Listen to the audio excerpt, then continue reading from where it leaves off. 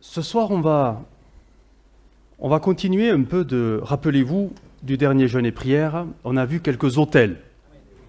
Oui, plusieurs. Autels à construire ou à reconstruire. Ce soir, on va en voir un autre, mais je voudrais l'introduire par un texte de l'Écriture, s'il te plaît. Tu nous mets Apocalypse chapitre 3 et au verset 7. Apocalypse chapitre 3, verset 7. C'est une parole de Jésus dite à une église, alors elle est un peu particulière, parce que ce n'est pas un reproche, mais ce n'est pas parce que Jésus a dit cette parole qu'il faut s'y installer dans celle-ci. Vous allez voir, vous allez comprendre de quoi je parle. Apocalypse 3, verset 7, nous dit, et c'est l'église de Philadelphie qui est concernée, donc écrit à l'ange de l'église de Philadelphie, voici ce que dit le Saint, le véritable, celui qui a la clé de David, celui qui ouvre et personne ne fermera, celui qui ferme et personne n'ouvrira. Verset 8, je connais tes œuvres. Voici, parce que tu as peu de puissance, alors là on peut rajouter, mais que tu as gardé quand même ma parole, je n'irai pas plus loin. Parce que tu as peu de puissance. C'est pas parce que Jésus a dit ça à une église qu'il faut croire que c'est bien de ne pas avoir de puissance. C'est pas un reproche, mais quand l'église est puissante, c'est quand même mieux. Ben oui. Mais ce n'est pas un reproche. Parce qu'on sait que la puissance vient tout simplement de l'action de Dieu dans l'Église. Et je crois que le Seigneur veut une Église puissante. C'est-à-dire où le Saint-Esprit peut travailler puissamment, librement. Parce que c'est nous qui le freinons, c'est nous qui l'empêchons, c'est nous qui lui résistons malheureusement. Pourtant, on est tous d'accord pour dire que la puissance, c'est quand même la volonté de Dieu. C'est la volonté de Dieu. Nous sommes le corps de Christ, et Christ était de son temps sur terre puissant en œuvre et en parole. Et je crois qu'il veut que son corps ici, présent en ce siècle, animé du même esprit, soit aussi puissant en œuvre et en parole. Alors, ceci m'amène à revenir sur un autel. Tu nous mets, s'il te plaît, et après je vais prendre le contrôle. Un autel peut-être à reconstruire. Eh oui, cet autel, vous l'avez compris, c'est l'autel de la puissance. Un autel de puissance. Si je vous parle d'un autel de puissance à relever, à reconstruire, si vous avez une bonne connaissance de l'Écriture, vous pensez tous à...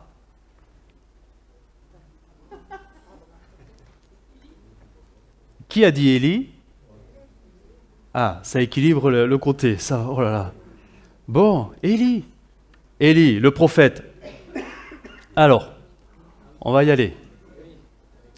Avec les bonnes images pour illustrer un petit peu, parce qu'à l'époque, il n'y avait pas les selfies, on ne sait pas trop comment c'était. Mais voici le texte que vous connaissez, forcément, 1 Roi 18, 30. Élie dit alors à tout le peuple, approchez-vous de moi. Tout le peuple s'approcha de lui. Élie répara, ou reconstruit, ou redressa, parce qu'il était tombé à terre, l'autel de l'Éternel qui avait été démoli. Il prit 12 pierres, d'après le nombre des tribus issues des fils de Jacob, etc. Avec ces pierres, il reconstruisit un autel au nom de l'Éternel. Ça en dit long sur l'état d'Israël à ce moment-là. Si vous connaissez le récit, ce n'était pas vraiment la volonté de Dieu qui était faite dans les maisons, hein? Du tout. Mais il y a un homme qui s'est levé. C'est Élie. Au moment de la présentation de l'offrande, le prophète Élie s'avança et dit, il prie, « Éternel, Dieu d'Abraham, d'Isaac et d'Israël, que l'on sache aujourd'hui que c'est toi qui es Dieu en Israël et que moi, je suis ton serviteur et que j'ai fait tout cela sur ta parole, sur ton ordre. Réponds-moi, Éternel, réponds-moi, afin que ce peuple reconnaisse que c'est toi, Éternel, qui es Dieu, et que c'est toi qui ramènes leur cœur vers toi. Et là, il va se passer quelque chose d'incroyable. Il était temps, après 3 ans et demi d'abandon de Dieu, tout ce que vous voulez, le feu de l'Éternel tomba alors. Il brûla, le feu, Dieu, il brûla l'Holocauste, le bois, ou certainement que les 12 pierres, et la terre. Et il avala, j'ose dire, même l'eau qui avait été dans le fossé. Alors, je passe les détails de la construction. Ce qu'on retient, c'est que le feu est tellement fort que tout est consumé, même ce qui ne devrait pas être consumé. Dur comme la pierre, le feu, là, les a consumés, dit le texte.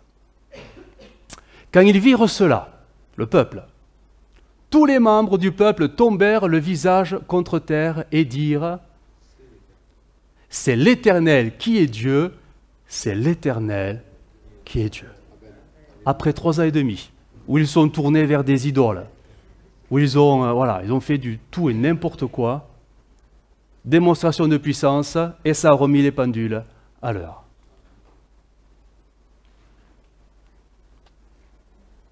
Je ne sais pas si vous la voyez bien, cette image. Le feu qui descend et les pierres qui brûlent. C'est un miracle, hein? Autant que le feu descende, que les pierres qui brûlent. Il n'y a rien de naturel dans tout ça. Il n'y a rien de naturel. La puissance de Dieu, c'est une évidence. Pour nous, on lit le texte comme ça, mais on est d'accord pour dire vraiment que Dieu manifeste sa puissance, et c'est sur l'autel que la puissance de Dieu se manifestera. On voit dans la Bible que le feu a une dimension symbolique très, très, très forte. Il y en a plusieurs images de la puissance de Dieu, mais souvent le feu est représenté est pris comme image, symbole. Il n'y a pas que celui-là, il n'y a pas que le feu, mais pour parler de la puissance de Dieu. Dieu est un feu dévorant. On connaît ces textes. Dieu est un feu dévorant. Et il s'est manifesté souvent par des véritables feux. Rappelez-vous, l'inauguration du tabernacle. Comment ça a commencé? Un feu est descendu, et c'est Dieu qui l'a envoyé. Le premier feu, ce n'est pas les hommes qui l'ont allumé, c'est Dieu qui l'a allumé lors du premier sacrifice. Je vais lire le texte. Lévitique 9, 23. Moïse et Aaron pénétrèrent ensuite dans la tente de la rencontre. Quand ils en ressortirent, ils bénirent le peuple. Alors, la glorieuse présence du Seigneur se manifesta aux Israélites et une flamme en jaillit et alla consumer sur l'autel les sacrifices complets. Ça a impressionné les gens à ce moment-là. Réaction, tous les Israélites virent cela, ils poussèrent des cris de joie, puis se jetèrent face contre terre. C'est incroyable quand même. Hein? On retrouve l'inauguration du temple. On est avec Salomon. Qu'est-ce qui va se passer? 2 Chroniques 7. Lorsque Salomon eut achevé de prier, le feu descendit du ciel et consuma l'holocauste et les sacrifices. Tous les enfants d'Israël virent descendre le feu et la gloire de l'Éternel sur la maison. Ils s'inclinèrent le visage contre terre, adorèrent et louèrent Dieu. C'était quand même assez... C'est formidable ce qui se passe. Hein? Et tout le monde est d'accord à ce moment-là de se réjouir parce que Dieu est au milieu avec eux, Dieu est vivant, etc. C'était des temps bénis. Un peu moins connu. Et bien avant tout ça, on est avec Abraham. Abraham, il va faire une alliance avec Dieu, ou plutôt Dieu fait une alliance avec lui. Et Dieu lui promet le pays. D'où l'expression, le pays promis. Mais comment l'alliance a été scellée? Le feu. Il a fallu qu'un feu passe. Le texte, vous le connaissez certainement, mais Genèse 15, 17, lorsque le soleil fut couché et que l'obscurité fut totale, un tourbillon de fumée et une torche de feu passèrent soudain entre les animaux partagés. Ce jour-là, l'Éternel fit alliance avec Abraham et lui dit, je promets de donner à ta descendance tout ce pays. C'était des pratiques un peu particulières. On prenait des animaux, on les coupait en deux, voilà, le sang coulait, mais c'était le signe d'une alliance. Mais Dieu, lui, pour mettre, on va dire, sa touche à lui, il a fait passer un feu entre les animaux qui étaient coupés. Et c'est là que Dieu proclamera son alliance avec Abraham, par le feu. Pas simplement le sang, le feu. On retrouve Moïse. Bien sûr, Moïse, et là vous avez compris de quoi nous parlons. Le buisson. Ah oui, le buisson ardent, mais c'est un buisson en feu. Il brûle, mais il ne brûle pas. C'est particulier, là aussi. Et Dieu est dedans. Et Dieu lui parle. Exode 3. L'ange de l'Éternel lui apparut dans une flamme au milieu d'un buisson. Moïse aperçut un buisson qui était tout embrasé et qui pourtant ne se consumait pas. On a l'impression que Dieu aime le feu. Hein? Est-ce qu'on va dire qu'il est pyromane? Non. Mais il aime le feu, symbole de puissance. Il y a quelque chose dans le feu. Voilà une image une illustration de donc Élie, le feu qui descend et tout le monde qui regarde. Manuel ne pouvait faire que ça à ce moment-là. Dieu aime et Dieu ne change pas. Manifester sa puissance par le feu. C'est pas pour rien qu'on dit le feu du Saint-Esprit. Ah ben oui. Le feu dans la chambre haute. On est dans Acte 2. Alors là, les siècles sont passés, Dieu n'a pas changé. Et regardez comment la puissance de Dieu s'est manifestée. Là aussi, quelle drôle image. Pourquoi? Parce que Dieu est dans la puissance, le feu. Des langues de feu. Des langues de feu. Sur l'image, on le voit bien. Une effusion du Saint-Esprit, symbolisée par des langues de feu, 120 qui étaient sur chacun. Et cette puissance, elle s'est manifestée comment? Ils se mirent tous à parler en nouvelle langue, selon que l'Esprit leur donnait de s'exprimer. Le feu du Saint-Esprit. Et là, je me dis qu'on est un peu comme Laodicée, quelque part. Oh, Dieu nous aime tous, il n'y a pas de souci. Hein. Mais il pourrait nous dire, Castres, tu as peu de puissance. Mais tu as gardé ma parole, c'est bien.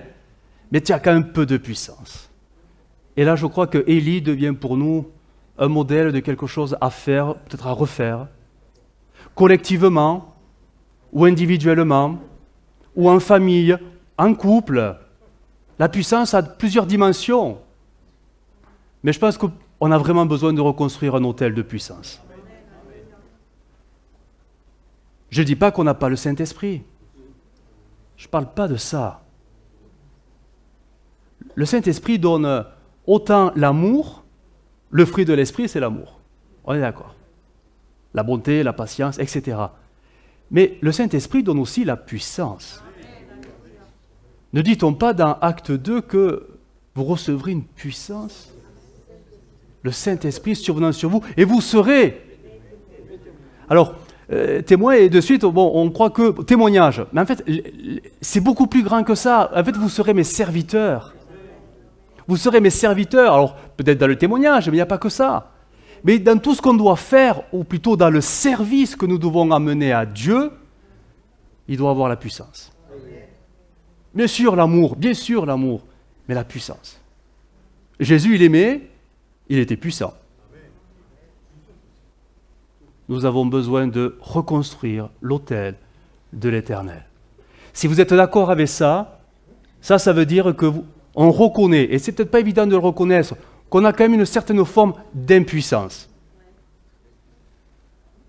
On connaît le Saint-Esprit, on connaît toute la doctrine du Saint-Esprit, en plus on est des pentecôtistes, mais il nous manque La puissance. Vous vous rappelez de Pierre et Jean qui vont au temple et ce mendiant qui demande de l'argent et je n'ai ni or ni argent. Je n'ai ni or ni argent. Là, le bonheur a dû se dire, bon ben vas-y, va-t'en, j'ai plus besoin de toi. Mais ce que j'ai, au nom de Jésus, lève-toi et marche. Et il s'est passé quoi?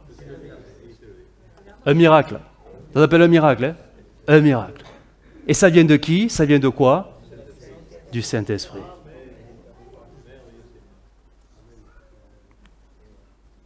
Un autel de puissance. Un autel accueillant le feu de Dieu. Comprenons que l'autel, c'est nous. C'est nous. Et que peut-être l'autel a été démoli. Parce que nos vies ont été démolies. Un pan de nos vies a été démoli. Quelque chose a été comme détruit par l'ennemi, par le diable. Bref, par quantité de choses. Dans vos contextes personnels, il y a des choses qui ont été détruites. Oui, mais en fait, Élie, après 3 ans et demi, il a reconstruit. Parce que Dieu lui a dit. Il a reconstruit. Et il a prié. Et le feu est descendu. Dieu travaillait avec Élie, et Élie travaillait avec Dieu, et le feu est venu confirmer tout ça. Tout simplement. Tout simplement. Et l'autel même d'Élie a été consumé par le feu. Nous sommes des autels. Est-ce qu'on est vraiment consumé par le feu du Saint-Esprit? On est plutôt comme Élie, pendant les 3 ans et demi dans le désert, à se laisser nourrir par des corbeaux, parce que Dieu ne l'a pas abandonné. C'est parfois la situation de l'Église. Dieu ne nous abandonne pas, il nous nourrit, il prend soin de nous, mais ce n'est pas pour autant que la puissance, on l'a. On est encore dans le désert. Un autel de feu. Un autel de feu. Alors là, bien sûr, j'ai réfléchi que le feu de Dieu, bien sûr, la puissance du Saint-Esprit, enflamme, embrase et consume ce que nous sommes, ce que nous faisons, tout en nous.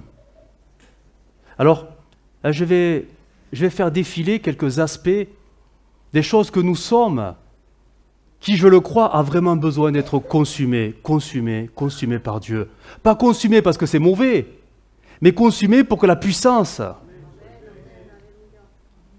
soit manifestée au travers des choses que nous faisons pour Dieu. Alors, de quoi nous parlons? Nos prières.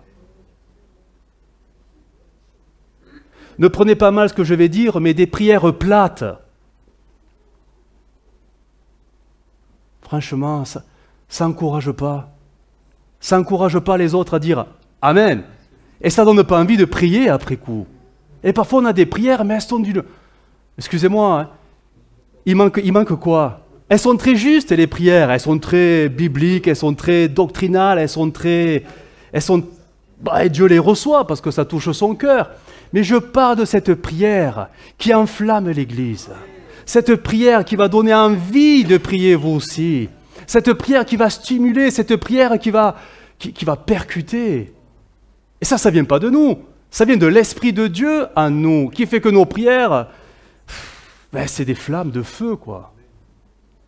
Vous comprenez? La louange et l'adoration. Bien sûr qu'on peut avoir de belles louanges aussi, mais je parle de cette louange de feu, là, qui va... C'est ça qui manque à l'Église, cette dimension des intercessions et des requêtes enflammées. Je ne parle pas de crier, je ne parle pas de décibels, je parle de cette onction dans la prière qui fait qu'à un moment donné, on se dit, mais là, il se passe quelque chose. Les dons spirituels. Vous savez que parfois les dons spirituels ne viennent pas du Saint-Esprit, mais viennent de nous. Eh bien oui, ça peut. Bien sûr que ça peut. Quand un don spirituel vient du Saint-Esprit, ça met une onction. Une onction, mais tu te poses même pas la question si c'est de Dieu, quoi. Tu le prends tel quel. C'est du feu. C'est des lettres de feu qui se gravent presque sur ton cœur, et là tu sais, mais c'est Dieu qui me parle. Mais j'ai pas le frère, le frère il pense, oh il a dit trop, non. T'es plus dans ça, c'est Dieu qui parle. Bref, tout ce qu'on peut dire dans l'Église, c'est censé édifier l'Église. Je crois qu'il faut reconnaître qu'on a besoin de puissance. Parce que tout ce que nous disons dans l'Église n'édifie pas forcément l'Église. Oh, c'est très juste, hein? C'est doctrinalement correct, tout va bien. Mais il manque un truc. L'onction de Dieu sur ce que nous disons. Je vous bouscule un peu là. Hein? Nos bouches, nos langues, des langues de feu. Non plus des langues, bon, c'est pas votre cas, j'allais dire des langues moqueuses. Il n'y a pas des moqueurs ici, il n'y a pas des médisants ici, il n'y a pas des menteurs ici. Mais c'est ce que nous étions autrefois quand même. Hein? Et parfois la vieille nature a des langues de feu. Langues de feu qui parlent en langue, qui prient en langue, qui adorent en langue, qui intercèdent en langue, qui combattent en langue. Est-ce qu'on l'a tout ça? Je suis sûr que oui, mais dans mon culte personnel, moi je le vis. Mais tant mieux, mais heureusement, tu m'aurais dit le contraire, j'aurais eu peur. Hein? Mais dans l'Église, il se passe quoi? Pas grand-chose en fait. Pas grand-chose. Ça nous manque. Nos paroles, alors là, à l'extérieur, le témoignage, rempli du Saint-Esprit pour toucher les cœurs, rempli de paroles, de connaissances, des paroles de sagesse, alors que tu parles à quelqu'un, tu sais même pas que tu racontes sa vie, mais tu la racontes parce que c'est comme ça sort tout seul. Mais la personne en face, elle se dit, mais il se passe un truc, il me dit tout. Et paroles inspirées. Nos conversations, à l'intérieur, à l'extérieur. Je ne peux pas avoir un langage, entre guillemets, pieux avec Dieu, et après parler n'importe comment avec les enfants de Dieu ou avec les enfants de ce monde. Hein. C'est pas possible non plus. Soit tu as le feu, soit tu l'as pas. Il faut reconnaître, il nous manque le feu, hein. Il nous manque la puissance. Hein. Plus, beaucoup plus.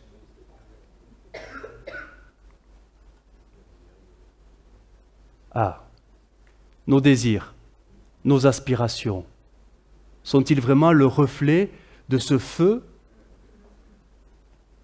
pour Dieu, pour l'œuvre de Dieu?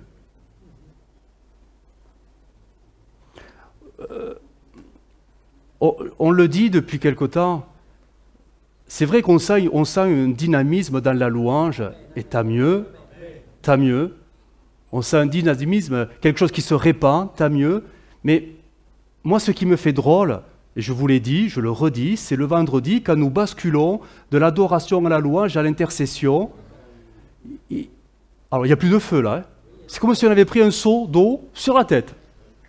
Il y en a 2 ou 3 qui partent, et après, c'est le désert qui nous saisit, qui nous envahit. Mais pourquoi l'Esprit nous inspire un feu, un dynamisme dans la louange, et il ne le fait plus dans l'intercession? C'est bizarre. Quels sont nos désirs? Est-ce qu'on veut vraiment voir les âmes sauvées? Nos aspirations? Est-ce qu'on veut vraiment voir la multiplication? Mais pourquoi on ne la demande pas tous ensemble, d'une seule voix là, qui monte comme un torrent vers Dieu? Pourquoi on n'y arrive pas? Alors que juste avant, on est tous à louer Dieu, tous ensemble. Et pourquoi pour ça ne marche plus? Nos pensées, nos idées, est-ce qu'elles sont vraiment le reflet de ce que Dieu veut, de l'action du Saint-Esprit? Finalement, est-ce qu'on veut tous la même chose dans l'Église? Ça serait étonnant, hein, de se poser la question, mais tu viens à l'Église, pourquoi? Est-ce qu'on est un seul cœur, une seule âme, une seule pensée, une seule voix? Si on n'a pas le même esprit, on n'y arrivera pas. Hein. Mais si on a tous le feu du Saint-Esprit, quelque part, à un moment donné, c'est plus nous, mais c'est Dieu à nous qui nous accorde. Et vous savez comment ça s'appelle, ça? Et c'est ce qu'on n'a pas. C'est l'unité de l'Esprit. Alors, on est très fraternel, je ne dis pas le contraire. Et ne croyez pas que je suis en train de régler des comptes avec l'Église, hein, tout va bien. Hein. Oh non, mais tout va bien, on est dans une super... Non, non. Voilà. Non, il y a une très bonne communion fraternelle. La preuve en est, j'entends, et on s'invite à droite à gauche, il y a des repas, il y a de tout. Ça, je me dis, s'ils se détestaient, ils ne s'inviteraient pas. Hein. Donc, c'est bon signe. Tout dépend de ce qui se passe pendant le repas. Mais c'est bon signe. Mais vous savez que la communion fraternelle n'est pas l'unité de l'esprit. C'est pas parce que tu es hyper copain avec ton voisin là maintenant que tu es uni du même esprit. Hein. Et Jésus nous a dit, ce qu'il vous faut, c'est l'unité de l'esprit. Et efforcez-vous de conserver l'unité de l'esprit, parce qu'elle est si fragile. Et c'est l'unité, c'est l'action du Saint-Esprit. Et qu'est-ce que le diable va venir détruire en premier? C'est l'unité de l'esprit. C'est-à-dire, chacun va venir à l'église avec ses propres attentes, sa propre vision. Et ça va nous diviser. Et là, on a vraiment besoin de reconstruire cet autel de puissance, que nous sommes tous animés de la même pensée, des mêmes désirs, et vous savez de quoi nous parlons. Le but de l'Église, c'est quoi? C'est de sauver les âmes, hein? C'est pas d'occuper quelques-unes de vos soirées parce qu'il n'y a rien à la télé, hein? Le but, c'est le salut des âmes. C'est ça le but. Le salut des âmes.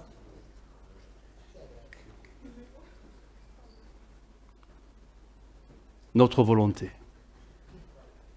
Si vraiment notre volonté devient la volonté de Jésus, donc la volonté du Père, donc il n'y aura pas de souci, nos prières s'accorderont. Elles s'accorderont. Un même cœur pour louer Dieu, un même cœur pour prier pour les perdus. Sauf que là, cœur partagé.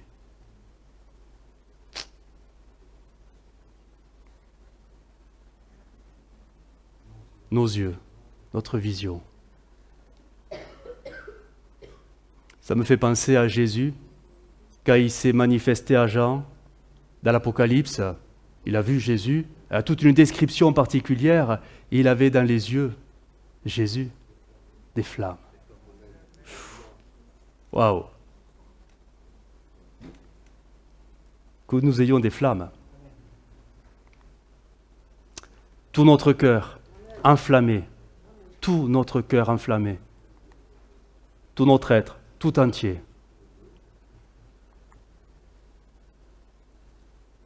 L'Église a besoin d'une nouvelle effusion de feu. Ben oui. Mais toutes les églises, bien sûr, je prêche pour ma paroisse,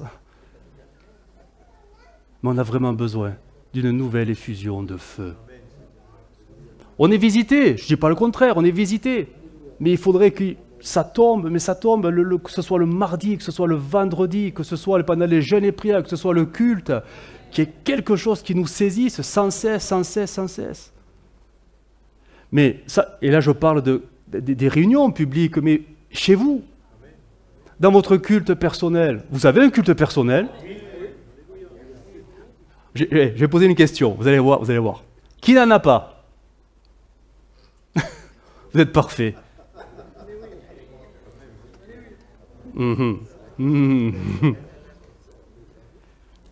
Culte personnel à deux. Ça veut rien dire ce que j'ai dit, mais bon. Le couple qui se réunit et qui prie, et le feu descend. Là, je ne pose même pas la question. En famille, avec les enfants, quand il y a des enfants. Des enfants. Les sœurs, quand vous vous retrouvez. Les frères, quand on se retrouve. Je ne dis pas que le Saint-Esprit n'est pas là. Il est là, bien sûr qu'il est là. Mais est-ce que sa puissance est libérée? Est-ce que le feu descend? Vous voyez? C'est ça. Que sa présence se manifeste, que sa puissance se manifeste. Alors, sommes-nous prêts à payer le prix? Eh bien oui, il y a un prix à payer. Je reviens à Élie. Il y avait un prix à payer à ce moment-là pour cette génération. Regardez. Regardez où était le problème. Jusqu'à quand? Clocherez-vous des deux côtés? Si l'Éternel est Dieu, allez auprès de lui. Si c'est Baal, allez auprès de lui. Et regardez la réponse du peuple. Ben oui. Jusqu'à quand clocherez-vous des deux côtés? Il était là le problème du peuple de Dieu.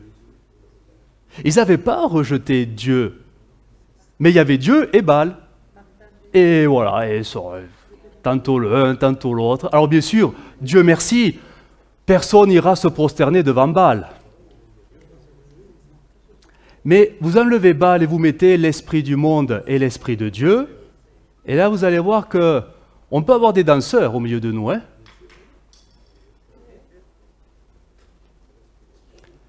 La version dit « Combien de temps balancerez-vous entre deux opinions?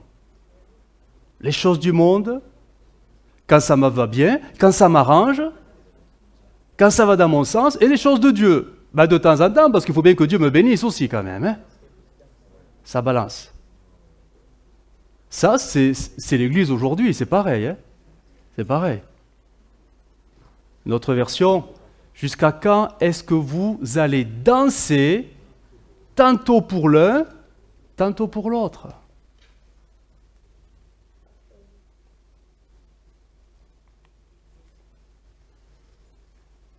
Et la version d'Arby, qui traduit ainsi, combien de temps hésiterez-vous entre les deux côtés? C'est notre approche du texte. Hésiter, hésiter. Je suis sûr que si je posais la question, mais qui veut être rempli de la puissance de Dieu? Je pense qu'on lève tous la main. Ok. Je pense qu'on est tous sur... Oui, on le veut, on le veut. Oui, mais quand l'esprit commence à descendre, et qu'il faut, je dirais, alors, l'image, elle vaut ce qu'elle vaut, mais lâcher, s'abandonner. Alors là, beaucoup vont se cacher, s'enfermer, ou s'engouffrer, ou tomber, ou dans l'hésitation. Oula. Non, je peux pas. Non, pas devant tout le monde. Je peux pas. Et là, toutes nos faiblesses, elles arrivent comme des seaux d'eau. Le feu est là, l'eau est là, et ça passe pas. Ça passe pas. Parce qu'il y a la peur, l'hésitation, la crainte. Alors le prix d'une réelle consécration, est-ce que vraiment tu le veux, ce feu? Est-ce que vraiment tu es prêt à payer ce prix? Conversion? J'emploie le mot parce que conversion, c'est marcher dans une seule direction. Tu ne peux pas marcher vers le monde et vers ce que Dieu veut te donner. Tu ne peux pas. La détermination. Une réelle détermination.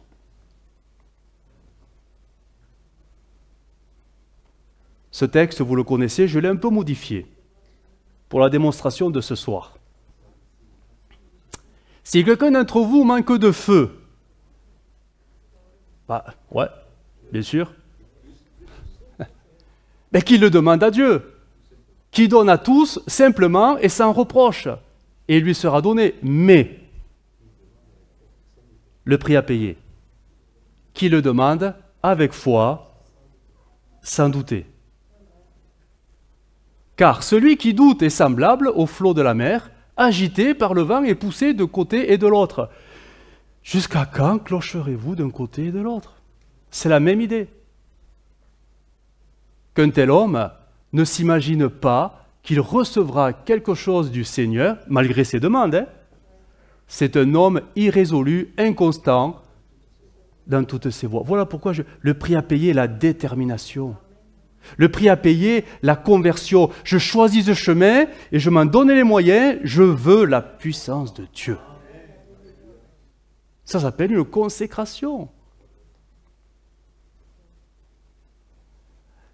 Une autre version traduira ainsi qu'il demande avec foi, et on retrouve le même terme, sans hésitation. Et oui, parce que si tu demandes et que le Seigneur commence à te donner et que toi tu hésites à libérer, à manifester ça, acte 2, le Saint-Esprit est descendu sur eux. Ok, ça c'est l'action de Dieu. Et ils ont fait quoi les gens? Ils se mirent à parler. C'est pas Dieu qui parle au travers d'eux, c'est eux qui parlent et Dieu se fait entendre par eux. C'est pas pareil. Parce que bien souvent on est là, on prie, et on attend que ça nous tombe dessus. Ben non. Eh non. Elle est là ton hésitation. Tu attends, tu as peur d'être ridicule, tu as peur de je sais pas quoi, que ça ne marche pas, tu as peur. Bien en fait, ça ne marchera pas. Parce que tu n'es pas déterminé. Car celui qui hésite est semblable au flot de la mer que le vent agité soulève, qu'un tel homme ne s'imagine pas recevoir quoi que ce soit du Seigneur, c'est un homme, et regardez comment cela ça a été traduit, à l'âme partagée. Ou, autre version, c'est un homme a deux âmes. Ça n'existe pas. On n'a qu'une âme. Mais dans les domaines spirituels, vous voyez qu'on peut être vraiment divisé. Alors déjà qu'on a du mal à être unis les uns avec les autres, si déjà avec toi-même, tu n'es pas en accord, parce que tu veux, mais tu ne t'en donnes pas les moyens, parce qu'un coup tu veux, un coup tu ne veux plus, parce que tu as peur, et tu crois que Dieu va pouvoir faire quelque chose avec.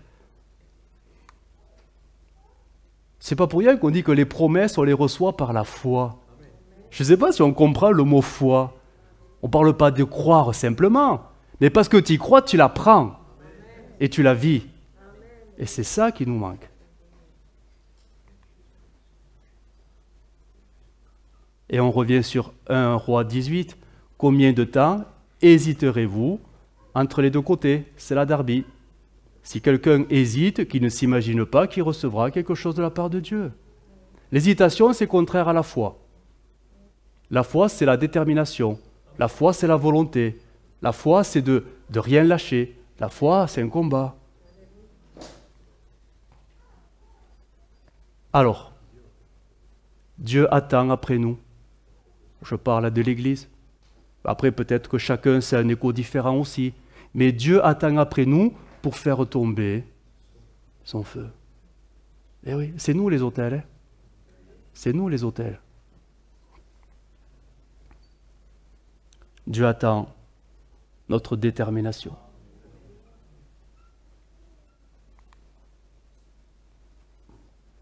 Dieu attend notre prise de position. Ça me fait penser à Jacob, qui tenait l'ange de l'Éternel par le col. Du moins, j'imagine. Je ne te laisserai pas partir que tu ne m'aies béni. Ça a duré toute la nuit. Hein. Parfois, j'entends des prières un peu pleines de fatalisme. Mais à la grâce de Dieu, que Dieu fasse ce qu'il veut. C'est pas faux. Mais où est la foi? Où est la détermination devant les promesses que Dieu attend de mettre en œuvre? Quand il n'y a rien de ta part, de la foi, est-ce que Jésus pourrait nous dire qu'il te soit fait selon ta foi? Ben oui, sinon tu ne crois plus trop.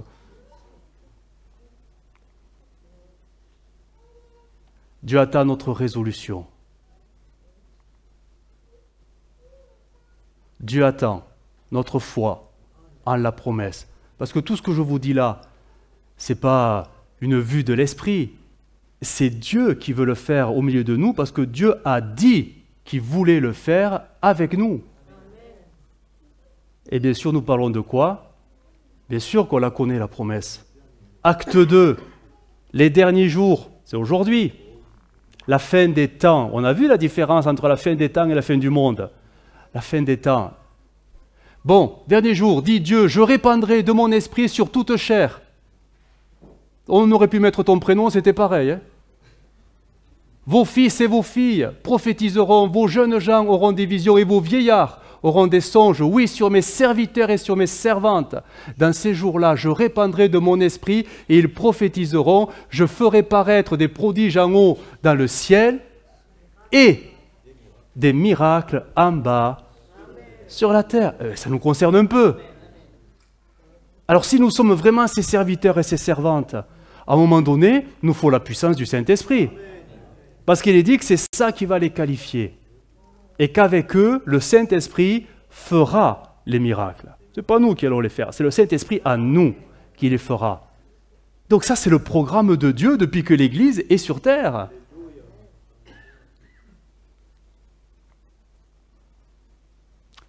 Alors j'en arrive à la fin. Je crois que devant le programme de Dieu et ce que nous vivons, alors bien sûr, merci Seigneur, on commence à vivre des choses très belles. Mais Seigneur, consume-nous un peu plus. Nous sommes l'autel.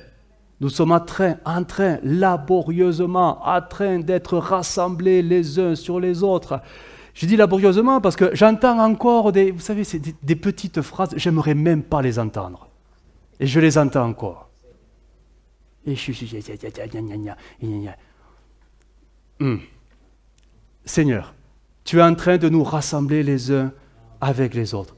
Que le feu descende et que les pierres que nous sommes puissent être consumées, comme l'autel d'Élie a été consumé par le feu de Dieu. Pas par nous, par une ambiance, quelque chose qu'on va fabriquer. On s'en fiche de ça. On parle du feu de Dieu qui descend sur nous quand nous nous rassemblons là où 2, 3. Alors Dieu descend, le flamme descend et ça nous emporte, que ce soit dans la louange, tant mieux, que ce soit dans l'intercession, tant mieux, mais que ce soit pour faire l'œuvre de Dieu, ici, mais aussi à l'extérieur. Et surtout à l'extérieur, parce que la vraie vie, ce n'est pas l'Église. Hein. La vraie vie, c'est votre quotidien. Là où vous avez votre vrai moi qui vit. Eh oui, et c'est là qu'on a besoin que le Saint-Esprit vraiment nous saisisse. Mais vraiment, vraiment, vraiment. J'irai pas plus loin. Je vais simplement prier le Seigneur et après, on prendra un chant. Et après, vu qu'il est encore un peu tôt, mais peut-être que nos voix s'élèveront tout simplement. Tout simplement. Seigneur, nous te bénissons. Seigneur, nous sommes comme Élie. Seigneur, et tu vois ce qu'il nous manque. Seigneur, cette puissance dans l'Église. Et Seigneur, nous voulons nous accorder, nous rassembler les uns avec les autres, Seigneur, pour te demander, Seigneur, qu'une effusion du Saint-Esprit descende sur l'Assemblée, afin que nos prières s'enflamment, afin que nos dons s'enflamment, afin que nos intercessions s'enflamment, afin que nos paroles s'enflamment, que tout en nous soit embrasé d'un feu nouveau, pour que ton œuvre se fasse avec nous. Oui, viens consumer les pierres que nous sommes. Nous sommes là devant toi, tel un autel, et tu nous as bénis, Seigneur, ces derniers temps. Et merci pour tout ce que tu es déjà en train de faire. Mais Seigneur, nous voulons plus. Nous voulons brûler pour toi. Nous voulons que nos couples brûlent pour toi. Nous voulons que nos foyers brûlent pour toi. Nous voulons que l'Église brûle pour toi. Que nos réunions brûlent pour toi. Que notre service brûle pour toi. Que tout en nous brûle pour toi. Parce que tu es un feu dévorant. Merci Jésus de nous souffler ce feu, cette effusion du Saint-Esprit. Nous te la demandons parce que nous reconnaissons que nous en avons besoin. Oui, nous te demandons pardon pour ce que nous avons été, pardon pour nos divisions, pardon pour notre tiédeur, pardon Seigneur pour tout ce qui ne t'a pas plu. Mais Seigneur, viens consumer l'autel qui se reconstruit maintenant. Mais viens le visiter et que ton feu descende puissamment sur l'Église dans le nom de Jésus. Amen. Amen. Alléluia.